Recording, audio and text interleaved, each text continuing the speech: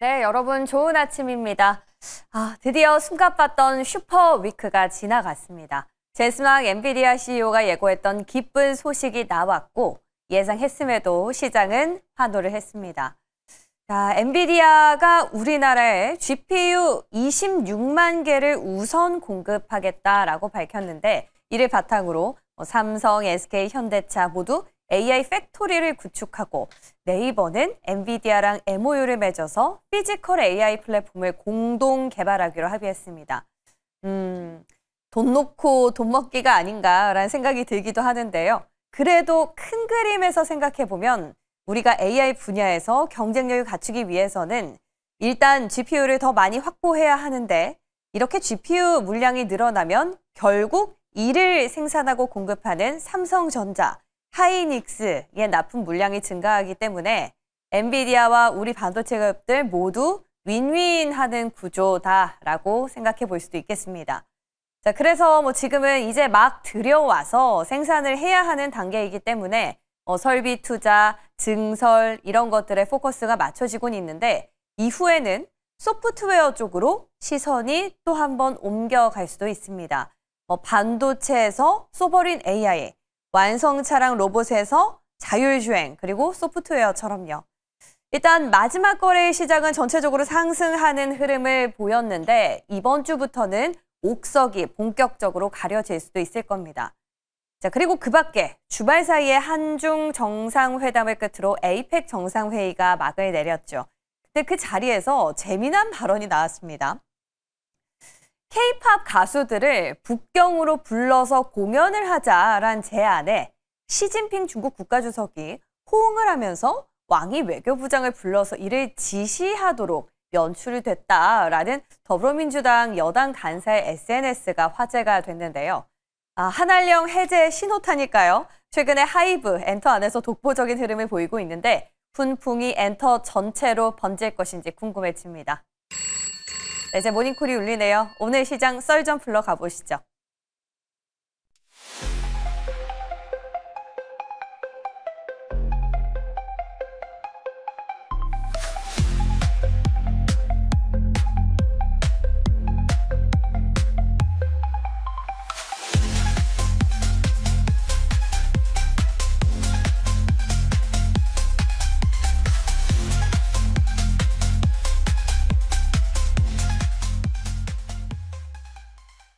네, 11월의 첫 거래일이자 월요일 아침입니다.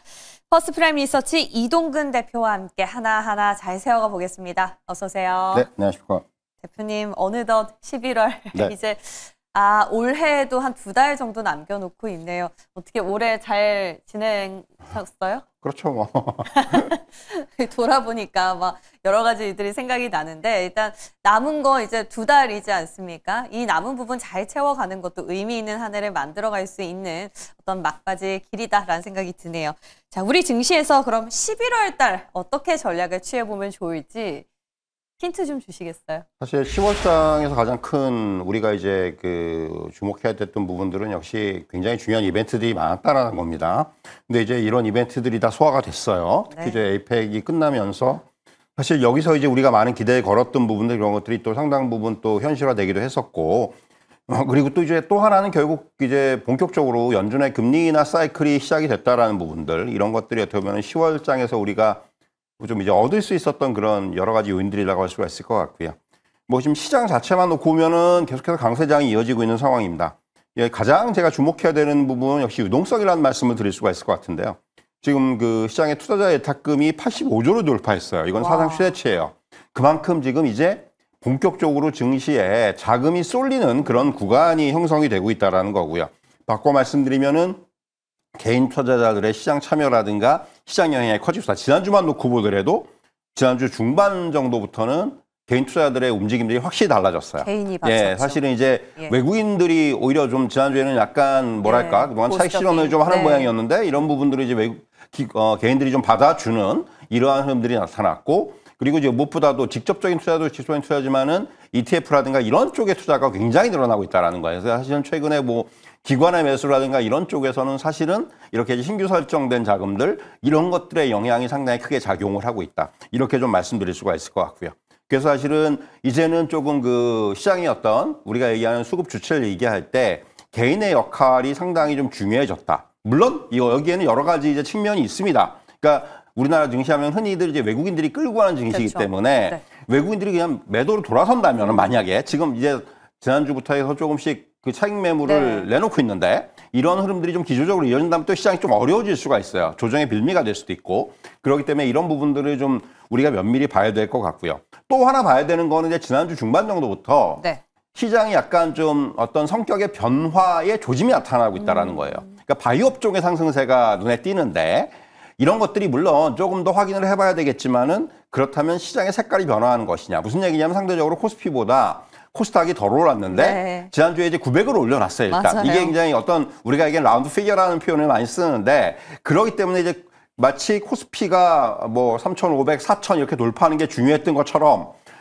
코스닥도 이제 900을 언제 올려놓냐가 중요했는데 일단 지난주에 올려놨고 그런 가운데서 바이오 업종의 상승세가 좀 눈에 띄었다는 거예요. 그래서 사실 그런 것들을 놓고 봤을 때 그렇다면 시장의 성격이 좀 변할 것이냐. 우리가 흔히 얘기하는 지금까지 코스피 중심의 지수 관련 장이었다면은 이제는 좀 종목장이 나올 것이냐. 종목들이 못 올랐으니까. 중소형주의 상대적인 강도가 나타날 것이냐. 이런 부분들이 결국은 11월 장의 가장 저는 중요한 포인트. 하나는 유동성, 하나는 시장의 어떤 색깔의 변화. 이 두 가지를 11월 달엔 봐야 된다. 저는 이렇게 좀 말씀을 드리겠습니다. 결국에 개인들이 자금을 쥐고 있다면 코스닥이 이제 갈 차례가 맞긴 한데요. 그럼 당장 이번 주에는 바이오 쪽으로 조금 지켜볼까요? 학회도 있고. 그렇죠. 사실 이제 바이오의 뭐 재료들도 좀 있고 그리고 무엇보다도 사실은 그동안 우리가 얘기하는 금리 인하와 관련해서 항상 수혜주를 꼽았던 것이 바이오인데 사실은 이번에는 상대적으로 로봇이라든가 이런 쪽의 자금들이 쏠리면서 바이오가 조금 소외가 됐었어요. 됐죠. 그러다가 이제 최근에 이제 이런 흐름들이 좀 바뀌고 있기 때문에 지금부터 좀 바이오의 흐름들이 과연 그렇다면 이제 이전의 어떤 그런 금리 인하의 그런 시기에서의 어떤 흐름들과 좀 비슷하게 나타날지 여부 이런 것들을 우리가 계속해서 좀 확인할 필요가 있을 것 같습니다. 그래도 시장이 항상 기회는 주더라고요. 그렇죠? 막 홀로 막 독단적으로 가진 않기 때문에 이번 주부터는 저희 바이오를 좀 잘 체크해보자 기억하고 있겠습니다. 자, 이제 좀 반도체 이쪽으로 넘어가 보고 싶은데요. 이번에 젠슨 황 엔비디아 CEO가 가져온 선물 덕분에 지금 우리나라 굴지의 대기업들이 모두 다 AI 팩토리를 구축하겠다고 나섰습니다. 특히 삼성전자, SK 하이닉스 다 마찬가지겠지만 삼성전자는 좀 고무적이었던 내용이 HBM, 소캠, 메모리 파운드리를 다 공급하기로 했다라고 밝혔거든요. 이제 반도체 계속 갈 길만 남은 것 같아요. 레거시는 받쳐주고 HBM은 끌고 가고 어떻게 보세요? 사실 이제 그런 거죠. 그러니까 지금 삼성전자고 SK하이닉스도 그렇고 결국 이제부터 중요한 건 내년이 이게 성장성이에요. 그런데 이미 지금 최근에 어떤 자료들이나 이런 것들을 보면은 삼성전자도 그렇고 삼성전자는 지금 내년 영업이익 갖다가 맥시멈 한 80조까지 보는 그런 이제 전망들까지 나왔다는 얘기예요. 지금 60조는 무조건 넘어선다. 이건 SK하이닉스도 마찬가지입니다. 그러니까 무슨 얘기냐면 두 회사 합쳐가지고 지금 많게는 한 130조, 140조 얘기가 나오고 있으니까 결국 그런 흐름들이 그러니까 삼성전자만 놓고 봤을 때 영업이익, 반도체 쪽에서 영업이익이 올해보다 한 3배 정도 늘어난다라는 거예요. 그러니까 이것이 약간 보수적으로 본 전망입니다. 그러니까 말씀하신 대로 HBM, GDDR7, 소캠 이런 것들이 지금 이제 동시다발적으로 호황을 맞이하면서 나타나는 현상인 겁니다. 이게 사실 굉장히 실적의 점프업이라는 이런 부분에 대한 기대감들이 이미 주가에 좀 반영되기 시작했다 이렇게 좀 말씀드릴 수가 있을 것 같고요. 결국 지금 이제 스마트 팩토리 얘기들이 나오고 있고 그러면서 삼성전자가 됐건 SK하이닉스가 됐건 이제부터는 조금 뭔가 운신의 폭이 좀 넓어지고 그리고 특히 삼성전자 같은 경우는 엔비디아도 엔비디아지만은 사실 최근에 이제 빅테크들의 투자 확대 그리고 본격적인 이제 자체 칩의 개발이라든가 이런 부분들이 공식화가 되면서 사실 굉장히 좀 이 포텐셜을 가지고 있는 포텐셜을 터트릴 때가 좀 된 그런 상황이 됐다 이렇게 말씀드릴 수가 있을 것 같아요. 여기에는 이제 파운드리도 포함되지만은 신규도 지금 괜찮게 보세요. 신규 진입. 사실 근데 이제 그런 거예요. 사실 삼성전자든 SK하이닉스를 그럼 지금 사야 되느냐라고 말씀을 하시면은 이거는 섣불리 답을 못 드리는 게 이런 논리들이 있는 거죠. 그 5만 원에서 안 샀는데 예. 지금 10만 원 넘었는데 여기 어떻게 사냐는 논리들이 있어요. 맞아요. 그래서 결국 그런 거죠. 지금 삼성전자의 차트를 보시면은 한 21선 정도가 지지선의 역할하고 지금 일단 5일선하고 11선을 타고 가고 있는데 이거 기술적으로만 보는 겁니다.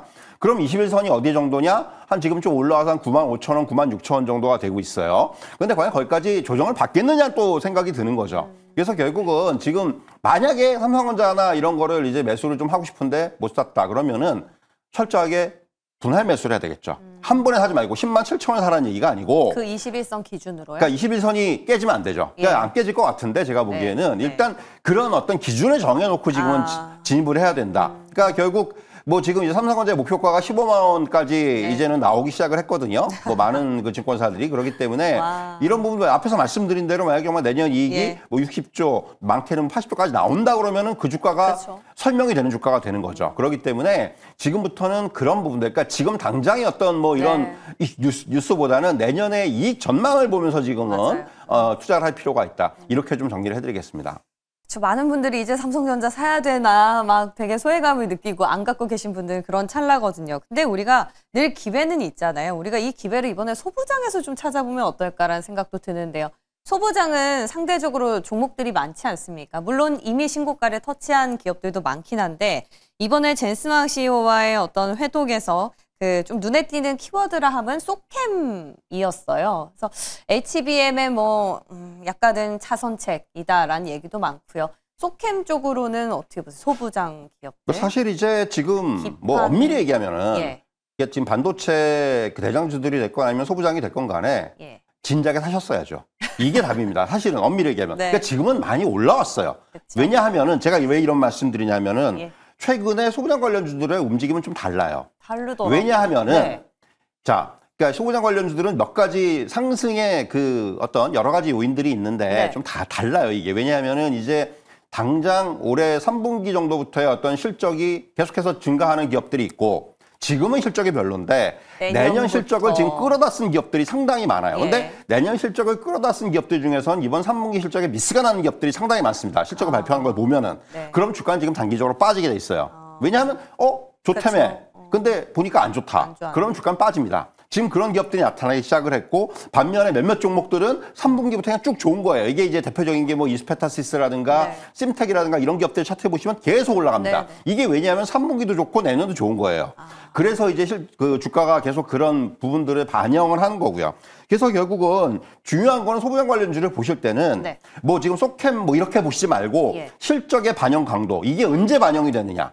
내년에 반영이 되느냐 아니면 지금 당장이냐 이걸 보셔야 될 것 같고 아니면 세부 섹터별 왜냐면 예를 들면 지난주 초에 유리기판 관련주들이 좋았어요. 이거는 일종의 순환매인 거예요. 그러니까 두 가지예요. 그러니까 이런 소부장 관련주들은 실적의 반영 강도와 순환매의 어떤 순서 이것에 따라서 어떤 주가 흐름들이 이어질 거로 생각을 합니다. 그래서 뭐 어떤 이런 세부적인 뭐 유리개판 관련주다, 소캠 관련주다 뭐 이렇게 보는 것보다는 저는 이런 쪽에서 어떤 종목의 기준이다. 선정이 좀 필요하지 않겠는가 좀 이렇게 정리를 해드리겠습니다. 내년에 기업 좋을 건데 지금 분기에 조금 미스가 난 기업들이 오히려 기회겠네요. 그렇죠. 이제 이번에 이게 어떻게 보면 조정이 어느 정도 마무리가 된다면은 그런 종목들이 다시 기회가 생기는 거죠. 어떤 기업이 있어요? 뭐 그런 것들 뭐 최근에 보면 테크윙도 그렇고 몇몇 종목들이 있어요. 그쵸, 그러니까 이게 있었죠. 결국은 그러니까 지금 뭐 리포트라든가 이런 것들을 보면은 내년 실적에 포커스를 맞춘 리포트들이 나와요. 그러니까 이번엔 뭐 적자가 좀 났더라도 이런 종목들을 우리가 찾는 것도 지금부터 하나의 작업이 될 수가 있겠죠. 좋습니다. 이제부터 반도체 안에서도 옥석 가리기를 좀 해봐야 될 시기인 것 같아요. 그리고 소버린 AI 쪽도 궁금합니다. 여기에 네이버도 또 포함이 됐지 않습니까? 피지컬 AI 플랫폼을 공동 개발하기 위한 MOU를 체결했다. 소버린 AI 쪽도 우리가 이전에 텀을 복귀해 봤을 때는 하드웨어 가고 남은 소프트웨어 쪽 같지 않습니까? 근데 지난 거래일에는 괜찮았어요. 이것이 일시적일 건지 계속 갈 건지에 대한 생각이 들거든요. 그런 거죠. 이제 우리가 소버린 AI를 한다고 그랬는데 가장 중요한 걸림돌은 역시 GPU였어요. 우리가 확보한 GPU는 3만 장밖에 안 됐습니다. 그러니까 정부 차원에서 50만 장으로 확보해야 된다 뭐 이런 얘기들을 했었는데 엔비디아가 어떻게 보면 이게 고민을 덜어준 거예요, 상당히. 확보가 된 거네요. 그렇기 때문에 상당히 이 부분이 중요했고 또 하나는 엔비디아의 지금 사업 방향성에 전 주목을 한다고 생각을 하는 게 엔비디아는 지금 이제 더 이상 뭐 하드웨어 쪽이 아니고 우리는 이제 AI 인프라 기업으로 진화를 하고 있다. 그런 의미에서 우리나라를 비롯해서 네. 각국의 소버린 AI를 구축하는 것을 좀 지원하는 쪽의 방향성을 가지고 있어요. 네. 특히 우리나라에 좀 주목을 하는 이유가 우리나라 같은 경우는 반도체라든가 또 제조라든가 뭐 통신, 게임, AI 그러니까 뭔가 굉장히 그 다양한 밸류 체인을 가지고 있고 네. 그리고 이러한 AI 인프라를 산업으로 바로 연결을 시킬 수가 있다는 거예요. 그러니까 우리나라가 굉장히 중요한 엔비디아 입장에서는 시험대가 되는 거예요. 우리나라에 성공을 하면은 이거 가지고 이제 그렇죠. 다른 나라에서도 뭔가 적용을 할 수가 해볼 수 있다라는 있는, 네. 이러한 부분들이 우리나라가 이번에 이제 이런 그 어떤 딜을 만든 것이 아닌가 하는 생각이 들고요. 네. 그래서 사실은 뭐 지금 네이버가 어떻게 보면 이제 그 타겟이 됐는데 네이버 입장에서 상당히 고마운 일이죠. 고맙다기보다도 이건 굉장히 바라던 일이죠. 그쵸. 그러니까 어떻게 보면 네. 지금 소브린 AI 2.0이라는 그런 이제 그 목표에 굉장히 좀 이제 네. 빠르게 근접을 할 수 있는 이런 단계이기 때문에 뭐 네이버를 비롯해서 이런 AI 관련주들이 정부 이제 초기에 굉장히 네. 주가가 좋았다가 한동안 좀 쉬었는데 네. 다시금 좀 이제 움직일 수 있는 하나의 동력이 되지 않겠는가 저는 이런 말씀을 좀 드릴 수가 있을 것 같습니다. 물리적 한계를 극복한 셈이에요. 그렇죠? AI 기업으로서는. 그래서 이런 부분들을 좀 계속해서 지켜봐야 될 것 같고요. 완성차나 부품주 쪽은 어떤지 궁금합니다. 현대차도 AI 팩토리 구축하겠다고 네. 했거든요. 이제 여기도 로봇 뭐 여러 가지로 다 뚫렸어요, 천장이. 그렇죠. 이제 지금의 주가는 사실은 요번 뭐 지난주 이제 뭐 목요일 금요일의 주가는 이제 관세 협상이 타결되면서 뭔가 이제 비용 부담이 줄고 네. 다시금 이제 이익에 대한 성장성을 기대해 볼 수 있겠다라는 것 때문에 사실 주가가 그렇죠. 올랐는데 예. 여기에다가 이제 지금 반영해야 되는 부분들은 지금까지 반영이 안 됐던 로보틱스라든가 또는 자율주행이라든가 이런 쪽의 가치가 반영이 돼야 되겠죠. 네. 요번에 이제 어떻게 보면은 AI 팩토리를 그 구축을 한다면은 상대적으로 현대차가 부족했던 부분들을 채울 수 있는 이제 그러한 계기가 될 수가 있기 때문에 그러한 쪽에서는 사실은 굉장히 중요하다고 말씀드릴 수가 있겠고요. 근데 이제 다만 전 그런 생각이 들어요. 현대차의 주가를 볼 때 향후에 가장 중요한 부분들은 역시 어떤 그 미국 시장에서의 점유율 확대라든가 또는 이제 지금 미래 성장 동력의 확보, 미래 성장 동력의 확보는 이제 로보틱스라든가 이런 쪽에서 결과물을 내면 되는 거고 네. 사실은 지금 미국 시장 점유율은 저는 상당히 좀 상대적으로 긍정적으로 보는 이유가 뭐 지금 이제 그 동일한 그 이제 그 우리가 얘기한 피어 그룹에서 보면은 뭐 예를 들면은 닛산이라든가 스텔란티스 같은 회사들은 이익 체력이 상대적으로 약해. 현대차는 최악의 상황에서도 이익을 잘 버티는 능력이 있는데 닛산이나 스텔란티스 같은 회사들은 가격의 인상의 가능성이 상당히 커요. 네. 향후에. 그러면은 상대적으로 이런 쪽에서 유리한 쪽은 현대나 토요타 같은 데예요. 그러면 현대나 토요타는 미국 시장 내에서의 어떤 점유율을 오히려 늘릴 수도 있다는 생각이 들어요.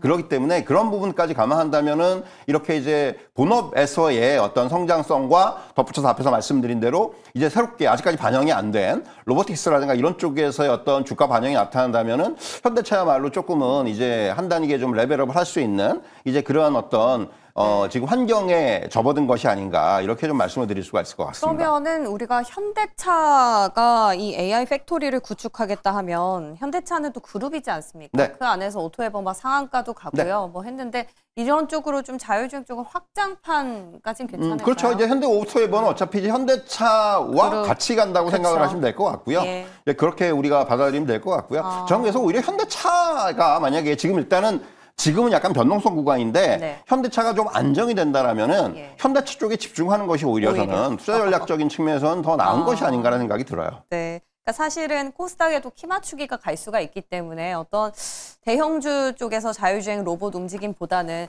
이 로봇 쪽은 특히 코스닥이 많지 않습니까? 네. 그래서 이쪽으로 또 다시 휴머노이드라는 대장을 봐야 될지 아니면 막 공장 자동화 관련주를 봐야 될지 많은 생각이 들더라고요. 뭐 아시겠지만 이제 그 로봇주들의 안에서, 상승을 네. 이끌었던 부분들은 네. 공장 자동화라든가 또는 네. 이제 뭐 스마트 팩토리라든가 이런 관련주들의 주가가 좋았어요 상대적으로. 네. 그러다가 이제 레인보우 로보틱스는 사실 좀 뒤늦게 오른 거거든요. 그렇죠. 그런데 이제 그런 것들이 왜냐하면 결국 엔비디아와의 어떤 피지컬 AI 협력이라든가 이런 부분들은 휴머노이드 쪽에 조금 더 이제 포커싱이 돼 있는 거죠. 지금 아시겠지만 테슬라 같은 경우는 이제 우리가 얘기하는 이제 3세대 그 휴머노이드가 내년에 아마 상용화가 될 것으로 보여지고 상대적으로 이제 현대차나 삼성전자 입장에서도 그런 부분들에 대해서는 상당 부분 지금 진척이 돼 있는 상황인데 여기에다가 이제 엔비디아의 어떤 이런 지원을 받아서, 이제 엔비디아가 날개를 달았다고 예, 저는 표현을 예. 쓰고 싶은데 그렇게 된다라면 결국 삼성전자 같은 경우는 엔비디아하고 이제 AI 모델부터 뭐 휴머노이드 로봇 뭐 이렇게 이제 이런 쪽의 협력 범위가 늘어날 것이고